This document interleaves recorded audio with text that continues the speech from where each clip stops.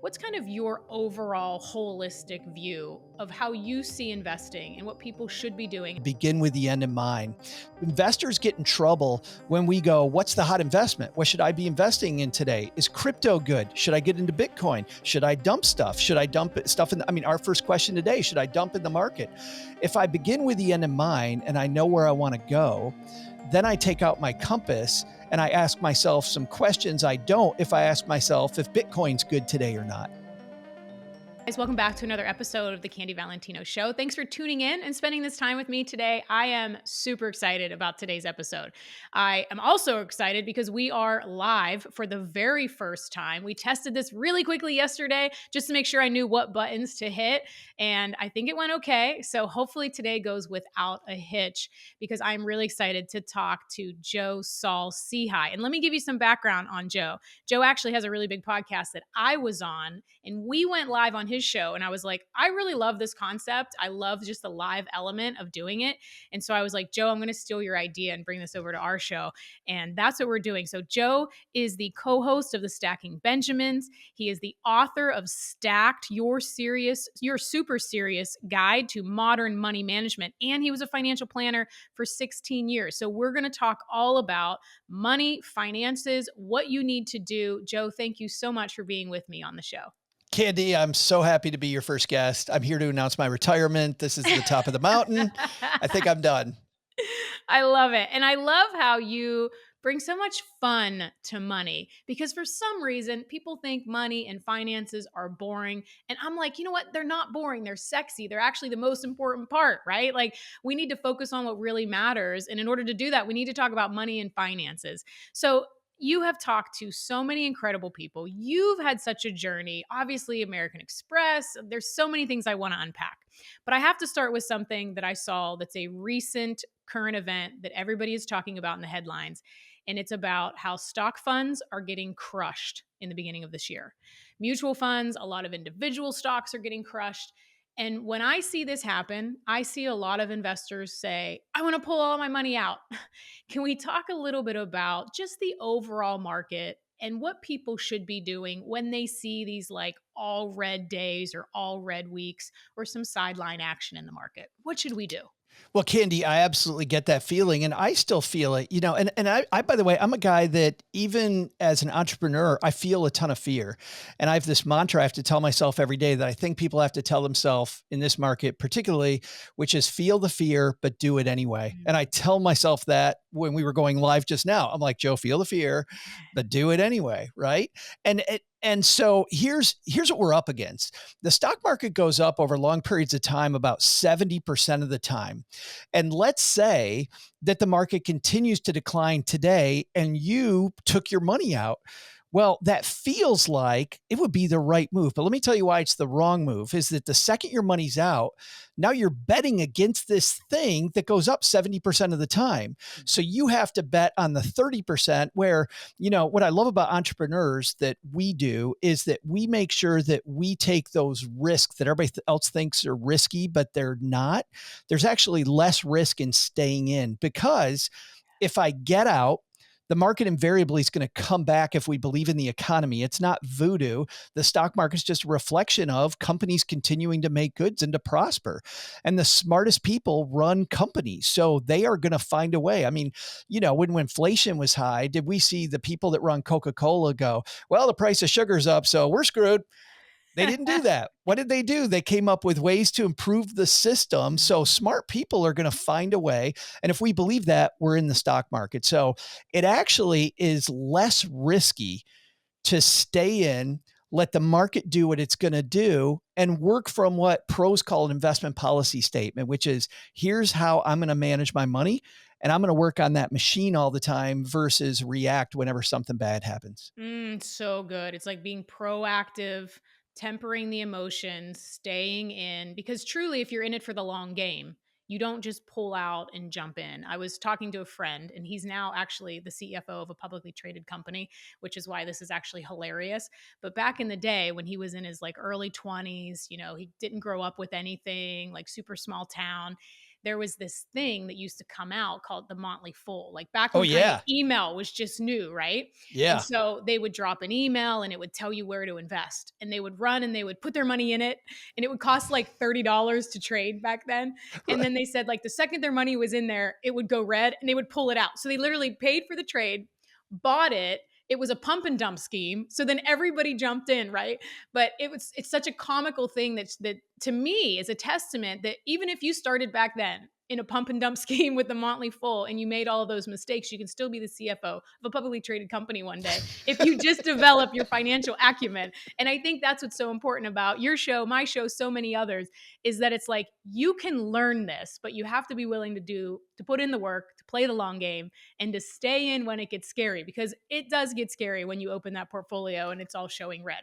Well, no, and this is the problem, Candy, and everybody. I'm sure your friend will even tell you what does the CFO hate more than anything? Quarterly results tables, Mm, because every publicly traded company has to do window dressing at the end of the year to make yeah. maybe something that we're in the middle of that's a long term thing that we're doing at our company.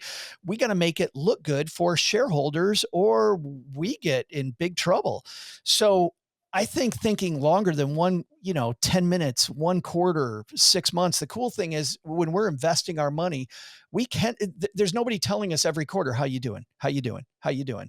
And don't get me wrong. I think we should have milestones to make sure that we're going the right way, but they can be longer than that. Yeah, so good. And so someone listening, most of my audience they are small business owners of some, Yeah. they're either just starting out or they have really large businesses and they're looking for ways to reduce their tax base in order to be able to take some of that money outside of the business, create additional cash flowing assets, invest in their future. What are some of the strategies maybe if someone's listening, let's say they're under 40, we'll just take it into a bucket. Under 40, wanting to get into this, maybe they don't have as much as they would like to have invested at this point. What's kind of your overall holistic view of how you see investing and what people should be doing? And of course, this is wide strokes, very general. Sure. Oh, not just taxes, just investing in general. Yeah. Yes. Step number one, just like you do with it's so funny, just the correlation between being a successful business owner and being a successful investor, because a successful business owner, to your point earlier, thinks long-term, not short-term, right? A good mentor of mine said a long time ago, there's short-term and obvious, and there's long-term and not so obvious. And whenever possible, we want to go with long-term and not so obvious Mm, if we can. But I think that this guy, Stephen Covey, hit it on the head when he said, begin with the end in mind. Investors get in trouble when we go, what's the hot investment? What should I be investing in today? Is crypto good? Should I get into Bitcoin? Should I dump stuff? Should I dump stuff in? Our first question today, should I dump in the market? If I begin with the end in mind and I know where I want to go, then I take out my compass and I ask myself some questions I don't if I ask myself if Bitcoin's good today or not. I'm going to ask, well, how much do I need to invest? What rate of return do I need? That's a consistent rate of return that I think is sustainable to get there. When you build a business, if you're going to do it successfully, you're going to do the same thing. How many employees do I need? Is there a way to do this more efficiently with fewer people? Is there a way that I can cut my cost and still make my customers even happier? It's the same thing. Begin with, when am I going to need this cash? What historically has done the thing in the least risky way to get me there? And then so most of us think we need to know a little bit about 5,000 investments. That one line I just had shrinks it to just a few things I need to know about. Oh, okay, I've got 15 years to my goal. I need X amount of money. I know I need Y return. There's only a few investments that do that. Now, instead of freaking out about all the different things out there, now I can really dive deep on the 5 or 6 things that might make sense and decide what really is going to be best for me. So if I begin with the end in mind, develop that strategy, then invest, I think A, we're going to pick better investments. And then B, in a market like we were, with the stumbling that's happening right now, all yeah. this red, we're less likely to abandon ship and wreck our own plan. I love it. Reverse engineer the goal. I have to touch on something though. You said there's only a few vehicles that can do that, right? So you want a certain rate of return, you want it to be stable. And you said, but there's really only a certain amount of vehicles that can really do that. What were Yeah. you thinking of when you said that? Well, it depends on the goal, right? If I'm looking for a 15% return, I'm going to look differently than if I need a 4% return. Sure. So, because there's a few things that do 4 reliably, and there's a few things that do fit. Nothing does 15 reliably, but there's a few things that historically haven't gotten us there. So I'm Right. like, okay, I can't invest in cash. I can't keep my money in treasuries. I can't use the bond market if I need 15. Mhm. Probably not even large company stocks. I probably got to look at mid and small company stocks, real estate, right? And if I'm looking at real estate stuff that I'm going to invest in, and businesses, investing in other people's businesses. But then we're looking also at a lot of different risks. So I'm not specific. I'm not specifically looking at one asset class, but I think that for a lot of goals, let's just go there. For a lot of goals, if I'm looking 10 to 15 years, my primary goal, Candy, is to beat inflation. Because if I don't beat inflation, I've got to save dollar for dollar for every day that I'm going to exist once I've sold off my business. Mhm. Well, think about how much money that's going to take, right? At any type of lifestyle, if I'm going to live on today's dollars, 60, 70, 80, $100,000 a year, and I want to set myself up for 30 years of not working, like that's a lot of money. So I need my money in places that kicks inflation's ass. And there are only 2 that have done that reliably. Again, we go to risk and return. Reliably, stocks have done it reliably, and real estate has done it reliably. Those 2 things. Real estate, by the way, if we just take the value of land, that's just kind of be a placeholder, but it definitely is the use of leverage. Right. How about that? I got a phone call. I didn't even know I had that on. That's what I love about going live right there. This is how the pros do it, people. That's right. Right. So real estate though, because I can use leverage and because I can put Yep. tenants in the buildings, like real estate truly gets there as well. Those are the 2 things I think I would focus on if my goal is to beat inflation over long periods of time. Yeah, it's good. And I think that the thing about stocks that people hear stocks, they think they need to pick stocks, kind of like what we talked Yeah. about with the Motley Fool, right? This is the new stock. Yeah. Everyone Yeah. jumps on. Do you have a certain approach that you like, whether it's, certain high risk, certain low risk, certain mid growth stocks? Do you like 401ks that people should be maxing out? Do you like the Roth mutual Yes. funds? What's kind of your flavor? Oh man, very, very simply. We'll do the tax strategy as part 2 because Okay. 401k and Roth and that stuff, that's a Yes. part 2 because that's the wrapper. Inside the wrapper, the investment, my bias is always toward indexes over individual positions because I don't know what the Candy Valentino company is going to do. I would predict it's going to kick ass, right? So investing in candy is going to be a great thing. But do I know that versus I know reliably the S&P 500 historically over long periods of time has given me 10 to 12%. And that is, while it's not clockwork every year, every 10 to 15 years, it is clockwork. Mhm. So if the economy is going to continue, I'm going to look at an index versus an individual fund because I want to bet on my business. And you know what, Candy, for a business owner, do I want to spend all day on the computer looking at other people's company or do I want to be out on the floor looking at my company? I want to spend all my time on the thing that I'm really good at. And that is the thing that I do professionally.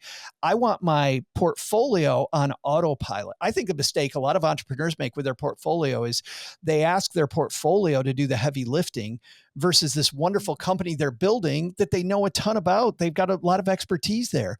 Do one thing well, which is be the entrepreneur, then ask your funds to just move along and to be more of a safety net. So I think it's safer in indexes. My bias is toward large companies. My bias generally, as an entrepreneur, we're growth engine people. So my bias with your portfolio for entrepreneurs especially is value. Value investors look at the world differently. They're like, if I took the Candy Valentino company and I sold it off for parts, like what would it truly be worth? And if you're selling it for less than that, well, then I've got a deal. So value indexes are generally going to be the opposite of what we're doing. So what I'm doing is I'm taking a different risk in my portfolio. So, and by the way, if I'm not an expert in real estate, I like a thing called a REIT, a real estate investment trust. And you can get a REIT index that buys everything from strip malls, wouldn't do it, to nursing homes, liking that a lot, right? Mhm. Yeah. So you can look at demographics around real estate and choose ones that are good. When it comes to the wrapper, Yeah. I really like if you have a business by yourself, explore the solo 401k. The solo 401k is an amazing tax shelter that you should have if you own your own business. And man, if you can do that where it's a Roth, the cool thing is that your contribution then goes in after tax and it's all going to be tax free. But any match that you give yourself, which is pretty cool, having your company match you, that's going to be pre-tax. And what those two things together are going to give you, Candy, is it's going to give you tax flexibility later. You'll get some write-offs today, but that Roth piece is going to make it so that I never have to worry about the tax demon again with any of that money. Yeah, it's so good. And I want to touch on, so one thing, solo 401k, we talk about all the time that business owners need to make sure that they're understanding, seeing if it's something that's right for them, because it is a way that you can take that money and really start to set up yourself for retirement. And it all goes back to, I want to just address what you said in the beginning. It all goes back to what your goal is. If someone's listening, they have $100 million company and they want to have, $250 million before they retire. Well, you're going to be taking different risks. You're going to be doing different things as opposed to somebody that's still paying off Christmas debt from last year, which 32% of Americans are, and they're just trying to start stacking away cash for retirement now, and they're starting late, right? So there's two totally different conversations. And I always like to caveat that for people that say, depending on where you are in your situation, is how the information applies to you, which is why it's Yeah. not just blanket advice. And just like you said about the REIT, I think, again, REITs are great. We hear real estate, people want to buy long-term, short-term, all these different strategies. But if you, in the very beginning, don't have any skills in real estate or you don't want to manage the properties until you have quite a few of them, it doesn't really make sense to have management companies, right? Because you're going to get eaten alive. So a Right. lot of times people hear real estate advice, they think they need to go find some property that they need to buy, which could be the approach. But it also could be that you don't want to be a landlord because now you got to take calls that take you away from your business. And maybe you want to just invest in a property through the REIT and not maybe a social media influencer that's trying to sell you into their syndicate, right? Which you have no idea if they've done it before or what Well, the and rate on of return Stacking is. Benjamins, we've seen some of these. So many people get taken by syndicates because Oh, people are good. I mean, I'm a great salesperson. You're a great salesperson. Listen, if we're an entrepreneur, we have to be good at convincing people but that we're the right approach, that we have the right approach. But there are people that have these syndicates, and man, we report on these. I'd say 3 or 4 times a year on Stacking Benjamins about another syndicate gone bad. yeah, And syndicates can be wonderful, but man, if you don't know the track record of that person, yeah, it's horrible. And frankly, the track record even doesn't matter, right? It's not what they did; right, it's what they're going to do next time. A track record right. will help you find the right person, Sure. and you And want some to of them ask don't even about have that. But that. Some of them don't even right, have a track record, let alone one. And it's only going to give you so much information because, okay, maybe those were two really great decisions post COVID, but can this person take what they learned and now apply it into a completely different real estate market? it's so funny. And now you're risking your money with them. When I became a financial planner, I remember hearing Susie Orman, the big Yeah. online personality, Susie Orman saying, "Don't hire a financial advisor unless they've been in business for at least 10 years for the same thing you're talking about, right? That we want to see that track record." And I remember thinking, I'm brilliant. And by the way, I was very good in my second, third, fourth year as a financial planner. I was like, oh, that's BS. That is a bunch of crap. You know what's funny? I've now been doing financial advising and now financial media for over 30 years between the two. Don't hire anybody that doesn't have 10 years experience. Right. She was 100% right on. Yeah. Like that is such, you don't want to be somebody's track record. Just don't. That's right. And oh my Just gosh, we see it on the business side too. It's people that are in their very first business, right? Maybe they had a corporate career or they were in network marketing or something. They now have their first business, which is teaching you how to build a business, right? right. And it's like, wait, they're actually building their business, teaching you how to build a business. And it is so easy. Like people that have been doing this for a long time, you said 30 years, I've been at this 26 years. It is really easy to have success in the beginning. It is really hard to sustain success over market turns, decisions, embezzlement, like you name it, like like it's really tough to navigate long-term investing in business. And so I think Susie might have been right on I that too. think Susie was too. I'll take back what I said back in my second year. She's full of it. No, she Exactly. wasn't. Yeah. Well, we talked a little bit about taxes, and you said, well, let's talk about that next. So, is there something that, and we talk a lot about taxes on the show. I am not a CPA or an EA, but I always say I'm a tax nerd. Like, I study this because I do think you need to have enough information that when you're talking to your CPA or your accountant, like, they're not all super invested in making sure that you get every single loophole or strategy that's available to businesses. They're minimizing your risk, most of them. They're trying to be conservative. They're trying to get you to not get audited or get drug into tax court, which nobody wants to do. But I think that they're also leaving a lot of money on the table. Is there something that you've experienced in the last 30 years that you love when we talk about taxes? Is it real estate? What's kind of your thing that you always just want people to know a little bit more about? The one thing actually is even more broad than that, Candy, which is that I want to hire people to help me in areas where it's going to make a difference. And I don't want to hire people in areas that it's not going to make a difference. This is an area where having the right person makes a ton of difference. Without getting too far into my story, the original tax help that I had were people that were transactional, and they were doing exactly what you said. Their goal was to help me get the biggest refund possible, because then I was going to hire them again next year. It was truly transactional. The first time that I hired a true tax advisor to work on the other half of that, which is tax planning, oh my goodness, they were able to look at my business and go, you know what? You don't want to buy that this year. You want to buy it in January, because it's all going to tie into how you make money and when you make money. And then how am I going to depreciate it? Do I depreciate it or not? So there's two sides to the equation. I think a lot of people starting out in business don't realize this. The transactional piece, when you go to hire a tax person this time of year to work on your taxes for this year, what they're really doing is taking the puzzle that you already completed December 31st, and they're trying to make it look prettier than anybody else's puzzle, or as pretty as it can look. Our goal with tax planning, and I think this is where the money's truly made, is in setting up that puzzle ahead of time, so that by the time we get to January, I've got so many cool tools that I've already used that the tax preparer, the transactional person, goes, oh my God, this is going to be easy because we've got this, we got this, we got this. So I began several years ago working with tax advisors that I met with monthly to stay on top of it, because it's easy to go, oh, this is complicated, I don't know enough about it, so I'm just going to deal with this next year. And then what do? I sit down with a bunch of markers and I'm doing my vehicle log, right? I know there's people that have done that before. You probably, I'm catching up on all this. No, stay on top of it all year long. But then number two, that tax advisor knows enough about you to go, you know what, that solo 401k, we do need to do that the Roth way. Yes. Or this thing that you're doing, what if we depreciate that office? I know, for a lot of advisors, if they don't know you well, they're like, that home office, I don't know. Right. That's going to be a real gray area. My advisor knows me really well, knows that my office is in my house, and she goes, this is a layup.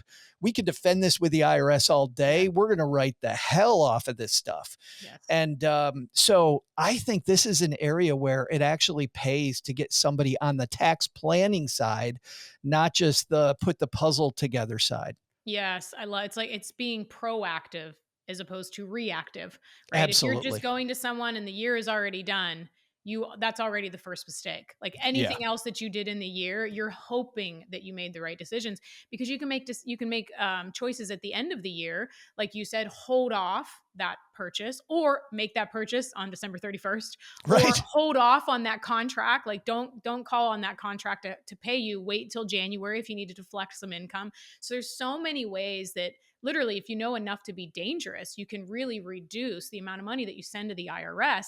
And if you're working with the right person, they can ask you those questions. Like I'll give you mentioned the home office. I had a massive studio in the house that I'm not in right now, but my other house, massive studio for the podcast in there. And that, this is too big. I'm like, no. If the IRS needs me to send them a photo of this massive studio that is in my house, I will gladly do it. Like we can defend this all day because it's legit.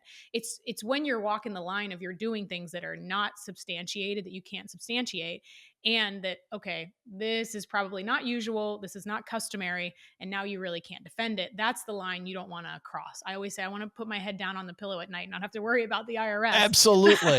But let's not send them more than we need to.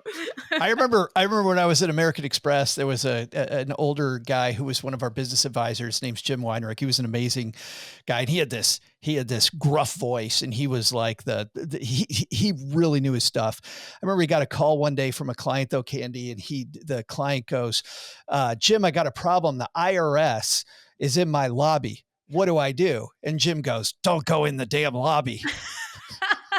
That's good advice. That is really good advice. Oh my gosh, it's a crazy thing. You definitely want to be able to you want to take all the loopholes, take all the deductions, but you want to be able to sleep at night. That's Yes. that's my advice.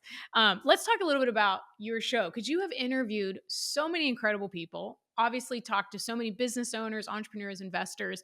So I know this already. I've not been doing a show as long as you, but I know already after a couple years, man, you just have great conversations and you hear great advice, and you can't help but just have a few that kind of stick out in your mind. So, when we're talking the world of business, entrepreneurs, finance, are there some people that maybe you interviewed or some advice that you got or just things that you bombs that you heard them drop that stick out in your mind that maybe you want to share with our audience that they could learn from as well? Well, and it is funny, Candy, to your point, and you're seeing this already. One or two people say something, and it's their thing, it's their shtick, Yeah. or and maybe it is cool, but you hear something from people that are successful over and over and over, and there's this recurring theme. I think the one that I see that most entrepreneurs violate a ton, that I've heard successful entrepreneurs talk about. I've heard time management experts talk about. I've heard CPAs on our show talk about. And that is, we get roped into working on everybody else's agenda but ours. Mm. Like, and it makes so much sense because we want to be useful to our community. We want to make sure that we respond to our customers. But if I spend all day working on somebody else's stuff, I'm not working on what truly is going to be the driver. And the driver is this: there is one thing that I am truly good at, and it is the thing that will drive my business more than anything else. And if I focus on that one thing and I delegate the rest, I think also too many people, they go, well, and I did this, Candy. The thing that I found out that I was really good at after 5 or 6 years was doing what we're doing right now, talking to people. I was really good at talking to people. Well, I saw other advisors that were hugely successful, very analytical. They had all kinds of roadblocks between them and their client so that they could do the thinking. Well, for me, I'm really good at doing the thinking, but I'm much better at doing the explaining of how the Mhm. thinking works. That is truly my differentiator with other people. First person I hired was an assistant who would talk to my clients and I wouldn't. That was the dumbest hire ever. Mhm. That was stupid. So what I've done differently now is that I make sure that I can be out explaining to people how this stuff works. And I have other people do the thing that, don't get me wrong, I love getting into the analysis and into the things that a lot of financial planners do. But I know other people can do that. And other Mhm. people can do it as well as I can. So look at your one thing. What is it that I do? Make that your priority early in the day. Because, man, if I open up email first thing in the day, you know what happens, Candy.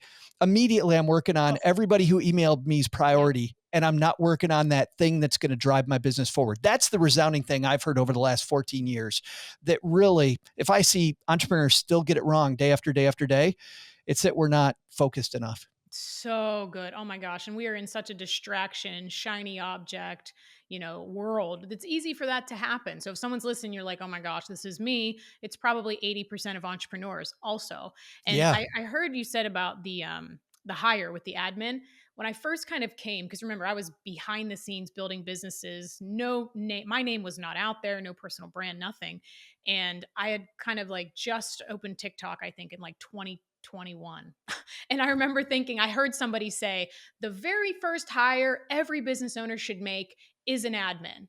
And I remember thinking, that is the worst piece of advice I have ever heard. Like, and this person had a lot of followers. And I was like, oh my gosh, like, you don't even, that person could be really great at customer facing and on the phone and doing all of that stuff. You hire an admin, you remove them from what it is that they're doing. They actually might need to hire somebody that's an income producer, right? Like Yeah. somebody else that brings in income so that then they can do like there's no blanket situation, which is why I love the fact of see what you're really good at. And I don't know that a lot of entrepreneurs do. People in general, I don't think know what they're really good at because they're often willing to roll up their sleeves and do anything. So they have acumen developed in certain areas and they really don't know what they do really, really well. So do you have any like hack that you have found out that, you know what, yeah, I can do the analysis, but I'm really great at breaking it down. I'm really great at communicating and teaching it. How did you develop that process to know, wow, this is my one thing? Or did you have to taste a bunch of stuff and just kind of like roll it out? Yeah, you know what I had to do? I had to learn to look in the mirror, and I'll tell you this, and this is a thing that I know, if we're going to be really good at this, we need to mind our dollars. I'm a dollars guy. I'm a finance guy, and I definitely, having a good budget and good free cash flow is the sign of a healthy company. But the thing that I invest aggressively in, and we say this just in personal finance in general, Candy, invest huge in things that light you up and then be really frugal about stuff that doesn't. And you can morph that into the entrepreneurial world into something that's similar, which is invest huge in things that are going to increase that bottom line and then ruthlessly cut things that don't, even if they feel nice or they're great or, it just be really clear about that. And where I'm going with this was I was okay at that until I started getting coaching from other people. When Mm. I started getting coaching, and I went to a group called Strategic Coach, a guy named Dan Sullivan, where I was in a room with 30 other entrepreneurs and somebody that's a hell of an entrepreneur practitioner in front of me. They have a long history of helping entrepreneurs. And they taught me a few things, and I thought I knew a ton. I'd already been in business for a good 20 years when I discovered Strategic Coach. And I remember the first thing they taught me was two things most entrepreneurs don't know. Number one, what made you successful to this point is not going to be what makes you successful later. Yes. So don't just say, I got to keep hitting this same nail with the same hammer. I got to do other things. And the second thing, which blew me away, was the less I'm in the office, the better my team's going to do. That Mm. also messed me up because my team, it turns out, feels much more empowered to be great at their job, which they want to be great at their job and they want to own it when I'm not around. Mhm. When I'm around looking over their shoulder, they don't own it and they feel like coming in and asking me. And Joe becomes the HR department. And those two things that seem like paradoxes, I didn't learn without having somebody like a Candy Valentino to listen to or a strategic coach. You know what I mean? Like for me, spending good money on coaching is an area that now is paramount to my success because I don't have a hack. I Mhm. seriously, my first answer to your question is, yeah, I don't know. I just know that when I got in a room with 30 entrepreneurs, I learned through good coaching Yep. what I'm strong at. And it was, I'm great at talking about this. I can talk about it like the guy next door Mhm. and tell you in very simple ways how this works. So my team knows the more I'm on a microphone, the better Stacking Benjamins is doing. The Mhm. more I'm in the back room trying to figure out how a camera works, the worse we're going to do. Yes, and it drains the life out of you. There's something Exactly. there's something about it. I feel like entrepreneurs, when you are doing something that isn't in the highest use of your time, somehow it drains the life out of you. And so pay more attention to that, when it's sucking the living life out of you, whether it's a client or a task or something that you're doing. And I often, to the point you said about team, 100%. Like, so often people will go in and think they're helping their team, but they're actually disarming them by Yeah. being you're that now they're going to go to you with every question because they really want to do a great job. So they want to do it the way you'll do it, but then they keep going to you. And so I always say, if that's happening to you, if you can't fully remove yourself from the office, create a process. And then when that person comes to you, say, you know what, we just wrote a process for that. It's right here. Go check it out. And then don't actually solve their problem, and you'll teach them to solve their own problem. So I That's love that. fantastic. I love that. Sam Altman, by the way, at OpenAI, the makers of ChatGPT, he talked about burnout. Oh, Burnout is when you're spending, and people say entrepreneurs get burnout all the time. And he made this great point, Candy, which was that you get burnout when you're working on the wrong task. yes.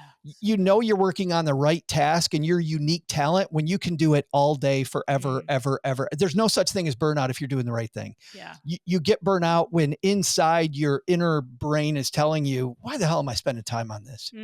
So good. And so pay more attention to those moments where you're like, oh my gosh, I want to quit. Because I think Yes, sometimes entrepreneurs will push themselves so hard and then they'll just be sure. like, forget this. And it's like, well, wait a second. What little nudges did you ignore along the way that got you to that point where you just don't want to? And I can speak to this because I am guilty of it, not so much to this day, but I was really great at it for 20 some plus years. Now I try to listen a little earlier, but man, it's still, I'll keep going. And then Me I'll be too. like, You're like, why do 100%. I do this? Yes. Oh, there's a Oh, wall there. I'm going to run toward it faster. yes, Yeah. exactly. And let's break it down before anybody else can. Like, so I get it. Joe, this was so awesome. I feel like you said in the beginning, we could have talked for 2 hours. I want to do this again, but in respect of your time and our listeners' time, I just want you to share, where can everyone find out more about you? Obviously, you have a phenomenal show. Candy Valentino was on your show. Talk about the book. Where can they find all things, It Joe? was it was okay till Candy Valentino's been on. She's been on twice. You're going to hear her a bunch in 2025. I hope we're on the same network. Great. It's the Stacking Benjamin Show every Monday, Wednesday, Friday. It's a variety show. The goal is to make money approachable, which is why our teaching method is having fun. It's live from my mom's half finished basement for that reason. Because you know what? If dudes in their mom's basement can make it work, so can you. And we try to give you a lot of confidence to make it happen. My book, Stacked, CNN last year called the #1 personal finance book that you need to read in last year. So, which is cool. Awesome. I felt like I owed somebody there $10 for saying that because it was so awesome. But it again is called Your Super Serious Guide because my teaching method there is also the same. It's very much, we have a lot of fun because it's so serious that we need to make it light so you can get through it and get the big lessons I think people need. I love it. So good. We'll link everything at the bottom for the recorded version. And for those that are live watching us, thanks for watching our first live version of this. You can watch on Thursdays on X and on YouTube. So subscribe to the show. We'll also be streaming on Rumble and then, of course, on Apple Podcasts or Spotify for the audio version of this. Joe, thanks so much for your time today and for talking about how people can stack their Benjamins. It was so Candy, much fun. thank you so much and happy to you and to everybody hanging out here. Thank you.